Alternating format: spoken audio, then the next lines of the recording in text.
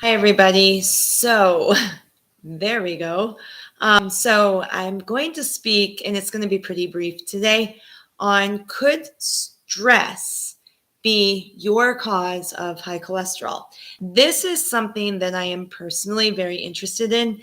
I have been told for at least 11 years that I have what's called genetically high LDL.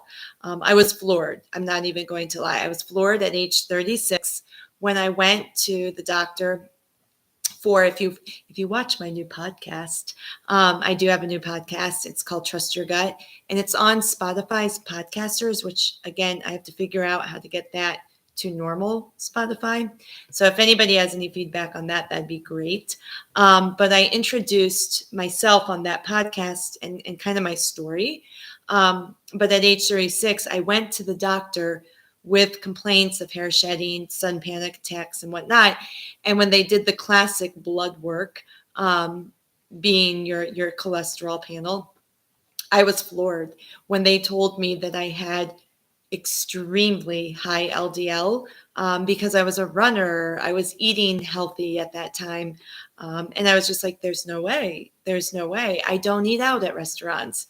I don't eat fried food. I don't eat, stuff like that. So it took quite a few years for me to understand that it's not always the sugar and the fast food. So fast forward about 11 years now, and I'm taking the integrative health practitioner course through Stephen Cabral, and finally there was some light shed on what could potentially be at the root cause of my own high LDL. You guys, I've tried vegan, I've done vegetarianism, you name it, I tried it, and my numbers just went down just a little bit. My numbers were as high as 191 for LDL alone. So, like, my total cholesterol was as high as 300. But what I have also learned is that if you have very dysfunctional high LDL, your HDL, if it's 95 or higher, that's actually dysfunctional. And I remember a few times I was like, I have 100 HDL. That's awesome. That's amazing. But actually, that was a red sign that I have very dysfunctional LDL. And so if you don't understand like HDL, LDL is considered the bad cholesterol. HDL is your good stuff. HDL is what goes in and helps clean out the bad stuff. So foods such as avocados and a lot of your really good whole foods help raise your HDL. So I was eating so many greens, vegetables, and whatnot that my HDL actually was really good. So that helped in terms of the inflammatory response. So I'm still in the research process when it comes to, what exactly is LDL and how much do we need to worry about it?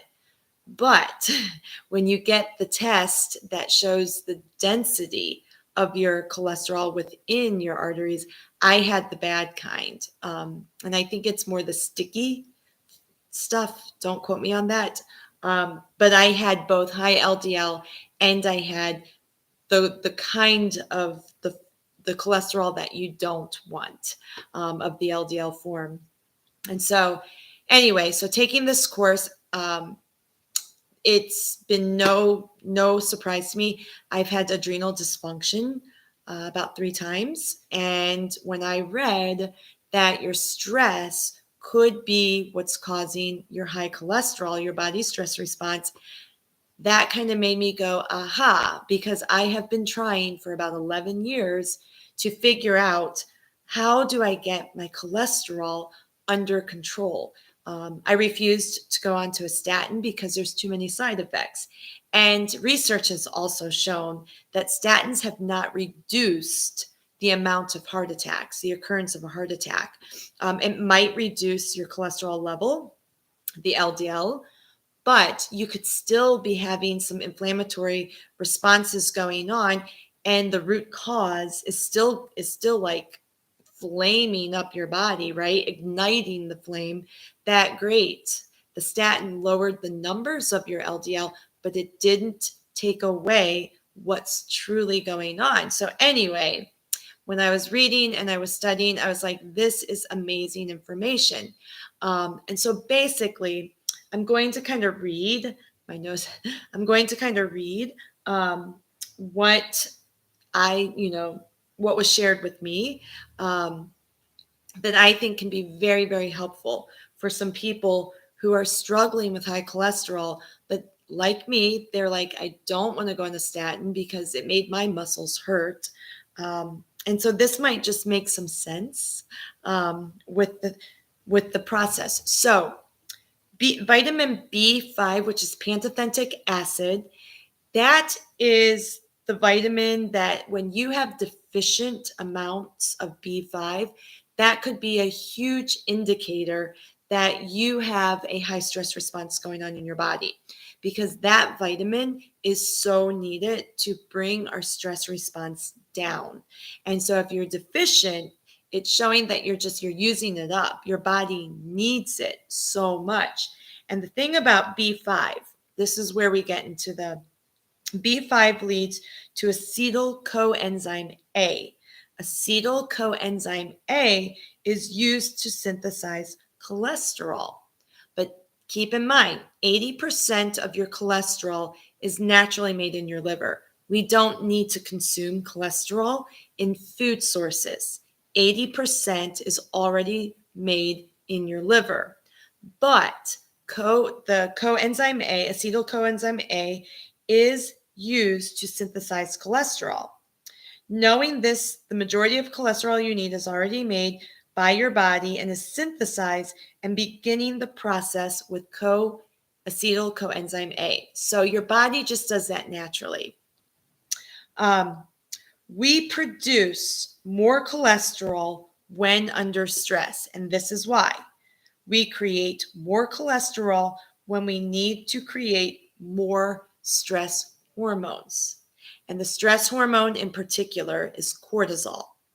Okay, so when we are under chronic stress, and I've done a couple videos about this, the body doesn't know the difference between acute and chronic. It just knows stress, right? And when your body's under normal functioning stress levels, we need cortisol. It's designed, it's created to help us overcome an acute stress. And we use this example all the time. You're out hiking and a bear's chasing you. What do you need? You need to survive. You need to run and have the energy, the focus, and all of that to outrun the threat, right? Cortisol is our survival hormone, right? So when our body is functioning, it's balanced, it's normal, and not dysfunctional, cortisol is extremely beneficial for our body. The problem is this day and age, we're under chronic stress, okay? Chronic stress, that can be from, do you have emotional life happening stress, right?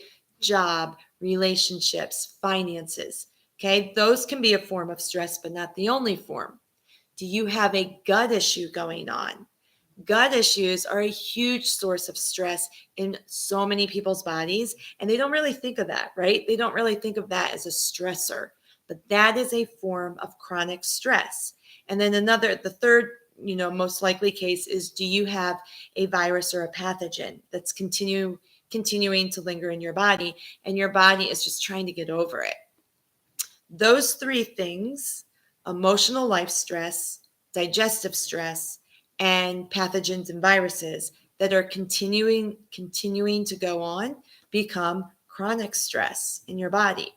When we have that chronic stress, that's what starts that steroidal pathway. So that's where the acetyl coenzyme A is used to produce cholesterol in the liver, right? 80%. And that cholesterol is used to create more stress hormones. So do you see where the link is? When your body needs more cortisol to ward off that threat, then the body is going to produce more cholesterol. Okay. And so this is the interesting. So you have to figure out, high stress can cause high cholesterol. Why Why is your cholesterol high? So could it be chronic stress, right? Could it be chronic stress? Other factors could be higher omega-6s, nut butters for Amy. I'm pretty convinced that I was consuming way too many nut butters that were causing digestive distress, amping up inflammation in my body, chronic stress. I was eating way too many, you guys. Higher fructose, that can cause high cholesterol. Are you in a more catabolic state? But high levels of chronic stress put your body into a catabolic state. Anabolic is when we're building our body up. We feel strong. We feel confident. We feel aggressive even. Catabolic state is when your body's breaking down. You're breaking down muscle for protein source because you don't have enough protein in your diet. You're just in a chronic stress. You're depleted, basically. All your electrolytes are flatlined. That's a catabolic state. Flatlined electrolytes, exhaustion, loss of libido, loss of excitement. You're just in survival state. That's a catabolic state. Anabolic is when you feel energized, you're ready to take on the world. So those are the two different things. But if you're in a more catabolic state, you could have more higher levels of cholesterol because that's a stress on your body. That's what I was recently, quote unquote, diagnosed with through the hair tissue mineral analysis test. Or are you just eating too much cholesterol? And cholesterol is an animal protein. So those are ways, but I want you to understand it could absolutely be your body's stress response. LDL in particular is oxidized stress. Oxidized stress, what you want to think about is like rusting. It's like a car that's rusting because it's old, it's getting worn down. That's oxidized stress, cholesterol. So cholesterol, just understand this. Cholesterol helps us produce that first hormone on the steroidal hormone pathway, pregnenolone. And I'm not going to get too in detail, but it's called the pregnenolone steal. Pregnenolone is the mother of all hormones. We need that for the good stuff. We need estrogen, testosterone, DHEA, and progesterone. I'm not going to go too much into detail about all of that, but just understand we need pregnenolone. But when we're under chronic stress, instead of pregnenolone being converted to good things like progesterone. Progesterone is our balanced, it helps us balance mood. We feel good, we feel happy. Progesterone is also needed for fertility, to be able to house a baby for 9 months. But what happens when under chronic stress, progesterone is converted to cortisol because we need that cortisol to combat stress. So a lot of it ties in, and that's pretty much all I want to go over today. Keep it short and simple. But if you're under chronic stress, your body produces more cortisol because we need more of the stress hormone. Your body produces more cholesterol because you need more of the stress hormone, cortisol. And when we need more cortisol, we don't produce progesterone, and sometimes it's just stolen. The hormone is converted, pregnenolone, instead of going progesterone to DHEA, testosterone, estrogen. The progesterone now becomes cortisol, and so we have a major hormonal imbalance, and we have way too high levels of cortisol. When we have more cortisol calls on blood sugar and insulin to join cortisol to increase the energy, increase your heart rates, to make you be able to respond, dilate your pupils, which then that in and of itself also raises your blood pressure to respond, right? And that can just lead to an array of a host of just ailments, high blood pressure over time, high blood sugar. So sometimes people who look to be normal weight, and they don't look like they're not obese, They're not consuming so much like sugar, sugar, sugar. They're eating fairly healthy, and they're told that they're type 2 pre-diabetic, and they're like, stress, because the stress response calls on more cortisol to combat the threat. So at the end of the day, the nervous system has so much impact on our hormones and on our body. So I hope you understand that. So if you ever get blood work and you have low levels of vitamin B5, that could be indicating that you are under a lot of stress. Your body is perceiving something on a constant basis as stress, and you're in chronic stress. Okay. Other areas to look at would be if there's a stressor in your body, gut infection, gut issue, life, family, emotional stress, or that pathogen or virus, right? Those three things. If you have something inside that is a stressor on your body, and your B5 vitamin is low, that's a big indicator. Other things, if your body temperature is 97 degrees or lower, indicator of stress. If your blood pressure, it can be high or low. If it's 100 and lower, over just say 80, 70, or 60s, stress, recovery, it's trying to recover. So there's a lot of indicators for stress. If your electrolytes, if all of your electrolytes, your calcium, magnesium, potassium, and sodium are all high, you're in the first stage of adrenal dysfunction, stress. If your electrolytes are starting to come down here, you're in the later stages. And so if you're in those stages of stress and you have high cholesterol, the stress response could be causing your cholesterol. And I just keep wrapping it up, right? It could be causing because your body's calling on more cholesterol to be produced by the liver in order to produce more of your sex hormones, pregnenolone, to now be converted into cortisol. I hope that makes sense. I tried to keep it as simple and understanding, but don't just assume that you have genetically high LDL. Look at what's your root cause. What is causing your high cholesterol? Is it stress? Is it high fructose levels?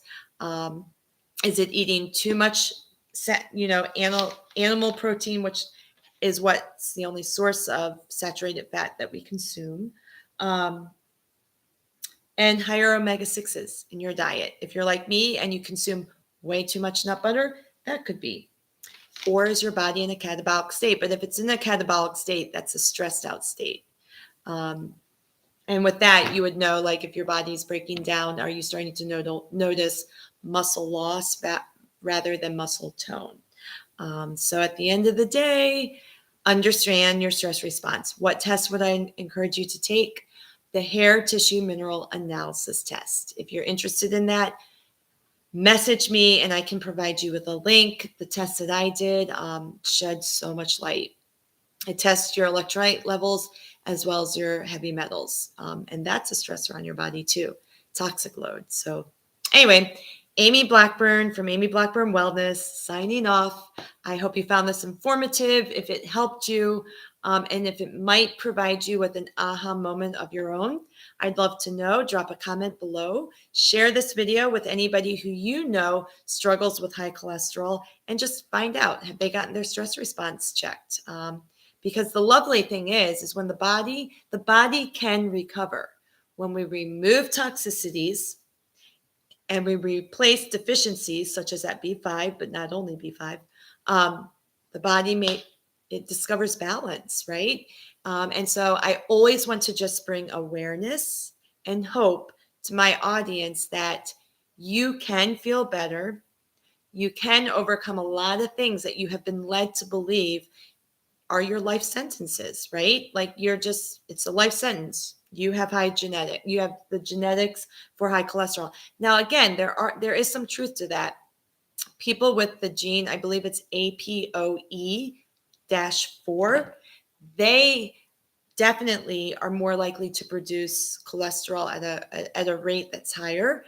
So they have to consume less fat in their diet. So there is a genetic component. We do have genes that when they're turned on, they produce dysfunction turning into disease. I'm not saying genetics do not play a role, but what we're talking about is epigenetics.